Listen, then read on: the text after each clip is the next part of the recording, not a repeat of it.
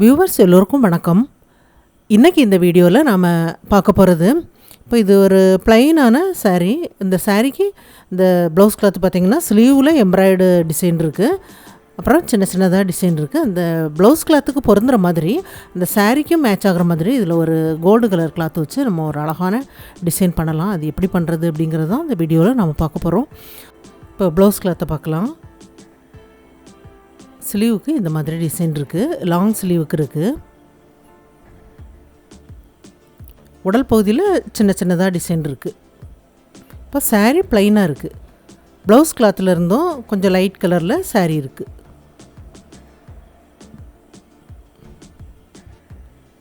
இப்போ இதுக்கு நம்ம டிசைன் பண்ணுறதுக்கு கோல்டு கலர் கிளாத்து 1/4 மீட்டர் தேவையானது. இப்போ இது பேக் சைடு லைனிங் கிளாத்தும் மெயின் கிளாத்தும் கட் பண்ணியிருக்கிறேன். உங்களுக்கு எவ்வளோ அளவுகள் தேவையோ கட் பண்ணுங்கள். ஒரு பேப்பர் கேன்வாஸை 2ஆக மடித்து நெக்கோட அகலத்தை அடையாளப்படுத்தலாம். 2.25 இன்ச்சு அடையாளப்படுத்துகிறேன். 3 இன்ச்சு வேணுங்கிறவங்க 3 இன்ச்சு அடையாளப்படுத்தலாம். இப்போ 8.5 இன்ச்சு நெக்கோட அளவு அடையாளப்படுத்திட்டு நெக்கோட அகலம் 2.25 இன்ச்சுக்கு அடையாளப்படுத்துகிறேன். இப்போ இதில் நம்ம ரவுண்டு நெக் வரையலாம். இப்போ நெக்குக்கு வெளிப்பக்கம் 1.25 இன்ச்சுக்கு அடையாளப்படுத்துகிறேன்.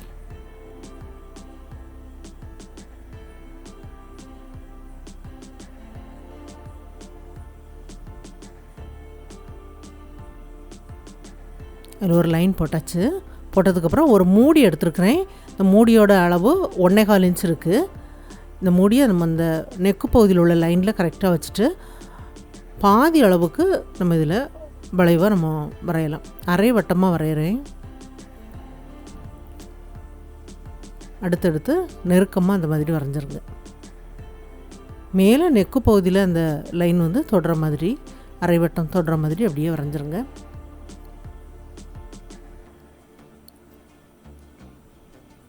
லாஸ்ட்டில் வரைയത് கொஞ்சம் அப்படியே விட்டுருக்குறேன். இந்த ஷோல்டர் பகுதியில் கொஞ்சம் நேராக வந்து அப்படியே விட்டுருக்குறேன்.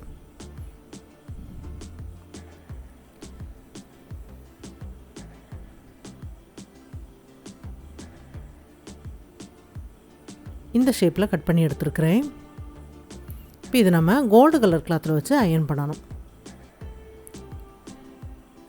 இப்போ உள் பக்கம் உள்ள பீஸ் வச்சு சைடில் உள்ள பீஸ் வச்சு அயன் பண்ணுங்கள். அளவுகள் மாறாமல் இருக்கும். லைட்டாக அயன் பண்ணிவிட்டு உள் பக்கம் இருக்கிறத எடுத்துகிட்டு நல்லா அயன் பண்ணிடலாம்.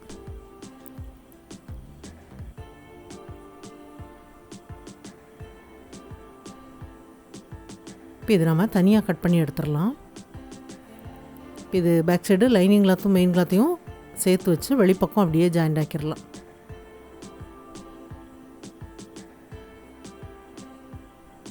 இடுப்பு மடிப்பு பார்த்துக்கு எக்ஸ்ட்ரா லைனிங் கிளாத்தை ஜாயிண்ட் ஆக்கி மடித்து தைச்சாச்சு. இப்போ இந்த கிளாத்தில் மடித்து தைக்கிற அளவுக்கு கிளாத்தை விட்டு அப்படியே நம்ம கட் பண்ணி எடுத்துடலாம். இந்த கேன்வாஸ் அளவுக்கு அப்படியே மடித்து அதோட எட்ஜில் தைச்சிருங்க. இப்போ கோல்டு கலர் கிளாத்து பார்த்திங்கன்னா நம்ம வந்து சும்மா அந்த கேன்வாஸ் வச்சு நம்ம அயன் பண்ணும்போது சில கிளாத்து வந்து சுருக்கம் விழும். அதனால் நீங்கள் என்ன பண்ணுறீங்க, ஃபஸ்ட்லேயே இந்த கோல்டு கலர் கிளாத்தை கொஞ்சம் நீங்கள் அயன் பண்ணிவிட்டு அதுக்கப்புறமா நீங்கள் கேன்வாஸை வச்சு அயன் பண்ணுங்கள். கிளாத்து வந்து சுருக்கம் விழாமல் நல்லாயிருக்கும். மற்ற கிளாத்துக்கு அயன் பண்ணுறத விடவும் இந்த கோல்டு கலர் கிளாத்துக்கு நீங்கள் அந்த மாதிரி பண்ணி பாருங்கள். ஏன்னா அந்த கிளாத்து வந்து நம்ம gold colour cloth iron box பட்ட உடனே கொஞ்சம் சுருங்குற மாதிரி இருக்கும். அந்த கிளாத்தோட அளவு வந்து கொஞ்சம் கம்மியாகும். அதனால் ஃபஸ்ட்டில் நீங்கள் ஒரு அயன் பண்ணிவிட்டு அதுக்கப்புறமா கேன்வாஸ் வச்சு அயன் பண்ணுங்கள். இப்போ இதுக்கு வெளிப்பக்கம் அப்படியே நம்ம பைப்பிங் பண்ணிடலாம். பைப்பிங் பண்ணுறதுக்கு அந்த ப்ளவுஸ் கிளாத்லேருந்து கிராஸ் பீஸ் கட் பண்ணியிருக்கிறேன். கிராஸ் பீஸோட அகலம் வந்து நமக்கு 1 இன்ச்சு இருந்தாலும் போதும். ஒன் சைடாக நம்ம மடித்து தைக்க வேண்டாம். ஏன்னா இது நமக்கு முதுகு பக்கத்தோடு அப்படியே ஜாயிண்ட் ஆகி வரப்போகுது. சின்ன பீஸாக இருந்தாலும் அப்படியே தைச்சி நம்ம திருப்பி அப்படியே தைச்சிடலாம்.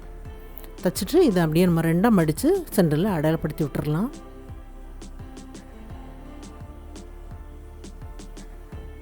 இப்போ முதுகு பக்கத்து பீஸையும் அதே மாதிரி அடையாளப்படுத்திட்டு லைனிங் கிளாத்து மேலே தெரிகிற மாதிரி அந்த கேன்வாஸ் மேலே தெரிகிற மாதிரி வச்சு நேராக ஒரு தையல் தைச்சிட்டு அதுக்கப்புறமா இந்த வளைவான பகுதியில் தைக்கலாம். ஃபஸ்ட்டில் நான் அதில் வெளிப்பக்கம் மட்டும் அப்படியே மடித்து தைச்சேன். அந்த கேன்வாஸில் நம்ம அந்த வளைவாக இருக்கிற பகுதியில் தைக்காமல் விட்டுருந்தேன். இப்போ இந்த கேன்வாஸ்க்கு மேலே அதோட எட்ஜில் அப்படியே நம்ம சேர்த்து தைச்சிடலாம். இது சின்ன சின்ன அரை வட்டமாக இருக்கும்போது 2 தடவை நம்ம தைக்க வேண்டாம். ஏன்னா வெளிப்பக்கம் அந்த நெக்கு பகுதியில் வந்து ஒரு தையல் லைன் தெரியும். ஃபஸ்ட்டில் நம்ம கேன்வாஸில் நம்ம தைச்சிட்டோம் அப்படின்னா, இப்போ இதை சேர்த்து வச்சு நம்ம தைச்சிட்டு திருப்பி தைக்கும்போது அந்த தையல் லைன் விழாது. இது மாதிரி நம்ம கட் பண்ணி எடுத்துகிட்டு அதுக்கப்புறம் அந்த வளைவாக இருக்கிற பகுதியில் கொஞ்சமாக நம்ம கிளாத்தை விட்டுட்டு கட் பண்ணி எடுத்தோம் அப்படின்னா, இந்த வளைவாக இருக்கிற பகுதியில் நமக்கு கிராஸில் கட் பண்ணி விட வேண்டாம். கிளாத்து வந்து நம்ம ஒரு 4 இன்ச்செலாம் விட்டு நம்ம கட் பண்ணோம் அப்படின்னா கிராஸில் கட் பண்ணி விடணும். இது மாதிரி கொஞ்சமாக நம்ம கட் பண்ணிவிட்டு இந்த கார்னரில் மட்டும் தையல் வரைக்கும் கட் பண்ணணும். இந்த தையலுக்கு கொஞ்சம் விட்டுட்டு நம்ம கட் பண்ணால் கூட நம்ம திருப்பி எடுக்கும்போது அந்த பகுதியில் அப்படி பிடிச்சி இழுக்கிற மாதிரி இருக்கும். அதனால் நல்லா தையல் வரைக்கும் கட் பண்ணிடுங்க. தையலில் பட்டுடுச்சு அப்படின்னா ஒரு வாட்டி நீங்கள் செக் பண்ணிவிட்டு இன்னொரு தையல் தைச்சி விட்டுருங்க. தைச்சிட்டு ஒரு விரலை விட்டு இந்த மாதிரி நம்ம திருப்பி எடுத்துடலாம். எல்லாமே ஃபஸ்ட்டில் அப்படி கொஞ்சம் அப்படி திருப்பி எடுத்துகிட்டு அதுக்கப்புறம் இந்த மாதிரி ஏதாவது ஒரு பென்சில் அல்லது ஏதாவது ஒரு கம்பி வச்சு இந்த மாதிரி திருப்பி எடுத்துருங்க. ரொம்ப ஷார்ப்பான பென்சில்லாம் வச்சு திருப்பி எடுக்காதீங்க. இந்த கிளாத்தில் அப்படியே குத்தி இன்னொரு பக்கம் அந்த பென்சில் வரும். அதனால் நம்ம கொஞ்சம் இந்த மாதிரி மழுங்கலாக இருக்கிற மாதிரி உள்ள இதை வச்சு ஏதாவது நீங்கள் திருப்பி எடுங்க. இது கிராஸ் பீஸ் நம்ம 2ஆக மடித்து 4 இன்ச் அளவு தைக்கலாம். இது ப்ளவுஸ் கிளாத்தாக கிராஸ் பீஸ் கட் பண்ணியிருக்கிறேன். தைச்சிட்டு அதை அப்படியே நம்ம திருப்பி எடுக்கலாம்.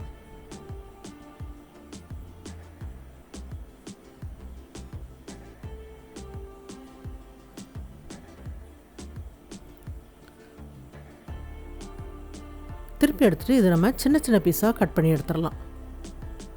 சின்ன பீஸ் அப்படிங்கும்போது 1.5 இன்ச் அளவு இருக்கிற மாதிரி உத்தேசமாக அந்த மாதிரி கட் பண்ணி எடுங்க. எல்லாமே கட் பண்ணி எடுத்ததுக்கப்புறம் அதை அப்படியே 2ஆக மடித்து ஜாயிண்ட் ஆக்கிடலாம்.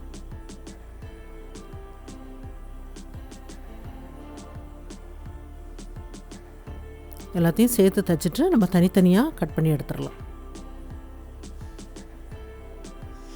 எல்லாமே தைச்சி முடிச்சாச்சு. தைச்சதுக்கப்புறம் இந்த பகுதியில் நம்ம வெளிப்பக்கம் தைக்காமல் விட்டுருக்கோம் பாருங்கள். அதை அப்படியே தூக்கிட்டு ஒவ்வொரு பீஸாக அந்த மடிப்பு பக்கம் வெளிப்பக்கம் இருக்கிற மாதிரி அப்படியே வச்சு ஜாயிண்ட் ஆக்குங்க. 4 இன்ச்சு இடைவெளி விட்டு ஜாயிண்ட் ஆக்குங்க.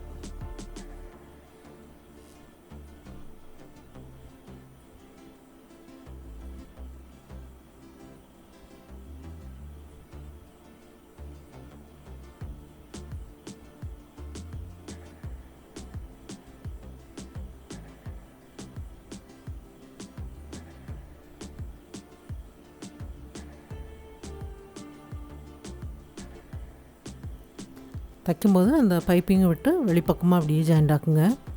எல்லாமே தைச்சி முடிச்சாச்சு. தைச்சதுக்கப்புறம் இந்த வளைவாக இருக்கிற பகுதியில் அதுக்கு மேலே அதோட எட்ஜில் அப்படியே தைச்சி விட்ருங்க. இந்த மாதிரி தைக்கும்போது நல்லா அது நெக்கோட பதிஞ்ச மாதிரி இருக்கும். அந்த அரை வட்டம் ஷேப் வந்து ரொம்ப நல்லாயிருக்கும். வெளிப்பக்கம் தைச்சிட்டு நம்ம இப்போ இதில் தைக்கும்போது கொஞ்சம் ஈஸியாக இருக்கும். அதனால் வெளிப்பக்கம் அதை தைச்சிட்டு தைக்கிறேன்.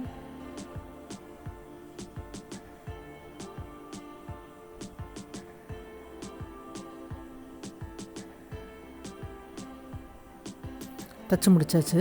தைச்சதுக்கப்புறம் ஒரு லேஸ் எடுத்துருக்குறேன். லேஸ் எடுத்து இந்த வளைவாக இருக்கிற பாருங்க அந்த ஜாயிண்ட் பகுதியில் ஒவ்வொரு அரைவட்டமும் அது ஜாயிண்ட் ஆகிற பகுதியில் அப்படியே இந்த லேஸ் வர்ற மாதிரி அந்த லைனாக அப்படியே வச்சு ஜாயிண்ட் ஆக்கிடுங்க. தைச்சி முடித்தாச்சு. தைச்சதுக்கப்புறம் சதுர பீஸ் கட் பண்ணியிருக்கிறேன். கோல்டு கலரில் 4 பீஸும் ப்ளவுஸ் கிளாத்து 4 பீஸ் அந்த மாதிரி கட் பண்ணியிருக்கிறேன். அதே அளவுக்கு 8 பீஸு லைனிங் கிளாத்தும் கட் பண்ணியிருக்கிறேன். எல்லாமே ஒன்றா வச்சுட்டு நம்ம இதில் ரவுண்டு ஷேப் அப்படியே வரையலாம். ஒரு கார்னரில் மட்டும் அப்படி வரையாமல் விட்டுருக்குறேன். ஏன்னா அந்த சைடு நம்ம கட் பண்ண வேண்டாம். லைனிங் கிளாத்து மெயின் கிளாத்து எல்லாமே சேர்த்து வச்சு அப்படியே ஒன்று போல் கட் பண்ணிடுங்க. அளவுகள் வந்து ஒன்று போல் வரணும். இல்லை தனித்தனியாக எல்லாம் ஒரே அளவுக்கு கட் பண்ண முடிஞ்சால் கட் பண்ணிடுங்க. எல்லாமே கட் பண்ணி எடுத்ததுக்கப்புறம் ஒரு லைனிங் கிளாத்தும் ஒரு மெயின் கிளாத்தும் எடுக்கலாம்.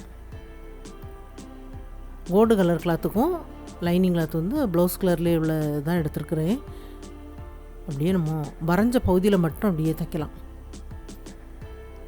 தைச்சிட்டு அதை அப்படியே நம்ம 4ஆக மடிக்கலாம். 4ஆக மடிக்கும்போது அந்த கார்னர் இருக்குது பாருங்கள், அதில் அப்படியே கட் பண்ணிடுங்க. அதுதான் கரெக்டாக சென்டரில் வரும். இந்த மாதிரி கட் பண்ணி எடுத்தாச்சு. எடுத்ததுக்கப்புறம் இது ஒரு 3/4 வட்டமாக இந்த கார்னர் பகுதியில் அப்படியே கட் பண்ணிடுங்க. இந்த ஷேப்பில் இருக்குது. இதை நம்ம அப்படியே திருப்பி எடுக்கலாம். எல்லா பீஸும் இதே அளவுக்கு ஒன்று போல் நீங்கள் தைச்சிட்டு கூட இந்த மாதிரி திருப்பி எடுங்க. எல்லாமே நல்லா திருப்பி எடுத்துட்டு நல்லா இந்த மாதிரி தேய்ச்சி விட்டுருங்க. எல்லா பீஸுமே தைச்சி முடிச்சாச்சு. இப்போ 2 ரோப் எடுத்துருக்குறேன். ஒரு ரோப்பில் 4 பீஸ் வர மாதிரி ஃபஸ்ட்டில் ஒரு பீஸ் வைக்கலாம். வச்சுட்டு நேராக அந்த ரோப் இருக்கணும், அந்த கார்னர் பகுதியிலேருந்து நேராக இருக்கணும். அந்த ரோப்பில் தைச்சிட்டு ஒரு சைடாக தைக்கலாம். தைச்சிட்டு இன்னொரு தையல் போட்டுடலாம். போட்டுட்டு அந்த ரோப்பு கரெக்டாக சென்டரில் இருக்கும்போது இன்னொரு சைடில் கொஞ்சம் பகுதி இந்த மாதிரி தைச்சிருங்க. அப்போ தான் நம்ம திருப்பி எடுக்கும்போது அந்த ரோப் வந்து கரெக்டாக சென்டரில் இருக்கும். இந்த மாதிரி நம்ம தைச்சிடலாம். அடுத்தது கொஞ்சமாக இடைவெளி விட்டுட்டு இன்னொரு பீஸ் இந்த மாதிரி திருப்பி வச்சு ஜாயிண்ட் ஆக்குங்க. அப்போ தான் நம்ம திருப்பி எடுக்கும்போது எல்லா பீஸும் ஒன்று போல் வரும்.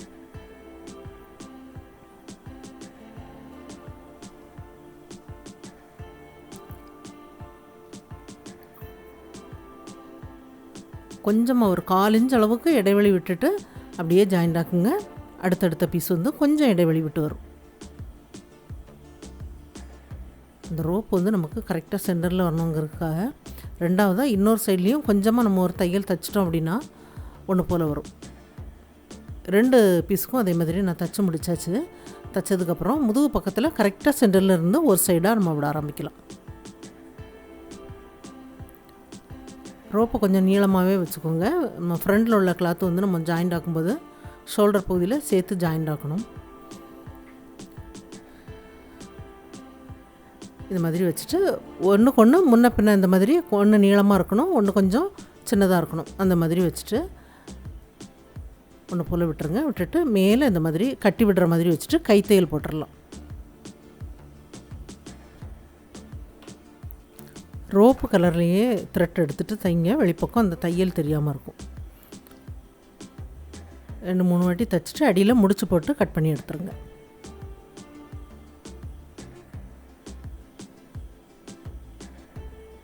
தைச்சதுக்கப்புறம் இந்த மாதிரி இருக்குது பாருங்கள். இப்போ இதுக்கு பெரிய சைஸு பீட்ஸ் எடுத்துருக்கிறேன். இப்போ இந்த அரை வட்டமாக இருக்குது பாருங்கள், அது ஒவ்வொரு பீஸ்லேயும் உள்ள இடைவெளியில் நம்ம இதை தைக்கணும்.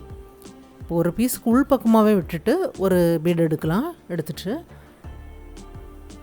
இந்த சைடில் அப்படியே ஒரு தையல் அப்படி முடிச்சு போடுற மாதிரி ஒரு முடிச்சு போட்டுருங்க. போட்டுட்டு அதுக்கப்புறம் அந்த நீடியில் அதுக்கு உள் பக்கமாகவே விட்டுருங்க. உள் பக்கம் விடும்போது இந்த த்ரெட்டு நமக்கு அடிப்பக்கம் தெரியாமல் இருக்கும். அடிப்பக்கம் நமக்கு நீளமாக தெரிஞ்சது அப்படின்னா அருந்து போக சான்ஸ் இருக்குது. இல்லைனா ஒவ்வொரு பீஸும் நம்ம முடிச்சு போட்டு கட் பண்ணி எடுக்கணும். அந்த முடிச்சோட எண்டு நமக்கு வெளிப்பக்கம் தெரிகிற மாதிரி இருக்கும். ஏன்னா நெக்கு பகுதி பார்த்திங்களா, அதனால் இந்த மாதிரி உள் பக்கமாக விட்டுருங்க. வெளியே வந்து த்ரெட்டு தெரியாமல் இருக்கும். நெக்கு பகுதி ஃபுல்லாக அந்த மாதிரி தச்சு முடிச்சாச்சு பாருங்கள். இது ரொம்ப அழகான ஒரு ப்ளவுஸ் மாடல். இப்போ இது வந்து சில்க் சாரிக்கும் பொருந்துகிற மாதிரி உள்ள ப்ளவுஸ் மாடல் தான். இப்போ இந்த ப்ளைனான சாரிக்கு இதில் வந்து ஸ்லீவில் டிசைன் இருந்ததுனால இந்த மாதிரி ஒரு டிசைன் வச்சு அந்த சாரிக்கு போடும்போது ரொம்ப கிராண்டாக அந்த சாரி வந்து தெரியும். இது வந்து டெய்லர்கள் வந்து இதுக்கு ஒரு 800 ரூபா வரைக்கும் நீங்கள் சார்ஜஸ் வாங்கலாம். இப்போ இந்த மாடல் பார்த்திங்கன்னா நம்ம வந்து அந்த ஃபினிஷிங்கை நம்ம நல்லா தைக்கணும். அந்த மாதிரி தைச்சி கொடுக்கும்போது தான் இந்த மாதிரி உள்ள சார்ஜஸ் எல்லாமே நீங்கள் வாங்க முடியும். இது எல்லாருக்கும் புரிஞ்சிருக்கும்னு நினைக்கிறேன். ட்ரை பண்ணி பாருங்கள். இந்த வீடியோ பார்த்ததுக்கு நன்றி. மேலும் வீடியோஸ் பார்க்க இந்த சேனலை மறக்காமல் சப்ஸ்கிரைப் பண்ணுங்கள்.